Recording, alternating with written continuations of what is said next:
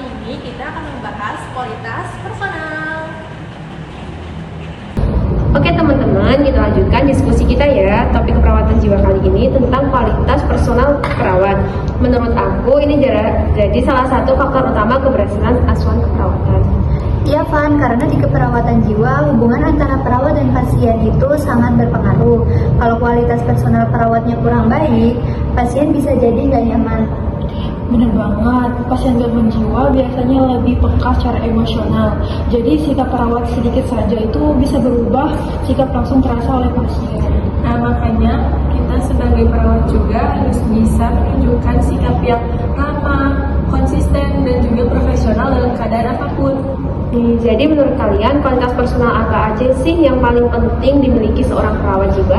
Kalau menurut aku, yang pertama pasti empati. Perawat harus bisa menempatkan diri di posisi pasien tanpa menghakimi mereka. Selain empati, kesabaran juga nggak kalah penting sih. Proses penyembuhan pasien jiwa itu kan gak instan. Jadi perawat harus siap menghadapi proses yang panjang. Dan yang gak kalah penting juga itu komunikasi terapeutik, karena itu termasuk kualitas personal, nada bicara, nada suara, sampai bahasa tubuh itu sangat berpengaruh besar. Ya kan, kalau komunikasi kurang baik bisa-bisa pasien malah merasa tertekan atau tidak bisa memahami kita. Betul, bahkan kadang pasien lebih butuh didengarkan daripada dinasehati. Ngomong-ngomong soal mendengarkan, perawat juga harus bisa mengontrol diri, jangan sampai emosi pribadi terbawa saat menghadapi pasien yang menentang sih.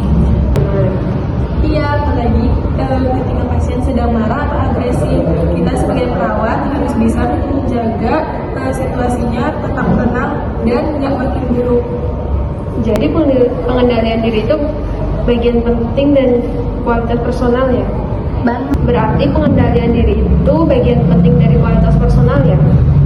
Banget, dan menurut aku kejujuran juga penting. Kalau perawat jujur dan terbuka, pasien pasti lebih percaya ke perawat. Kepercayaan itu kunci dalam keperawatan jiwa. Tanpa rasa percaya, hubungan terapeutik gak akan terbentuk. Nah, selain itu, perawat juga harus punya rasa komitmen dan tanggung jawab terhadap pasien. Jadi kalau di lapangan nanti tantangan terbesar dalam menjaga kualitas personal itu apa ya? Mungkin kelelahan fisik dan mental, jam kerja yang panjang bisa mempengaruhi sikap dari perawatnya. Makanya penting banget buat perawat menjaga kesehatan mental sendiri. Kalau kita nggak sehat secara mental, sulit buat membantu pasien. Nah, ya setuju, self-care dan refleksi diri itu penting banget sih. Menurut kalian nih, bagaimana sih caranya melatih kualitas personal sebagai kita sebagai mahasiswa keperawatan? Kalau menurut aku bisa dimulai dari hal kecil, misalnya kita mendengarkan orang lain dan menghargai pendapat dari teman kita. Betul, terus itu juga belajar mengelola stres, misalnya dengan istirahat yang cukup dan berbagi cerita dengan bersama.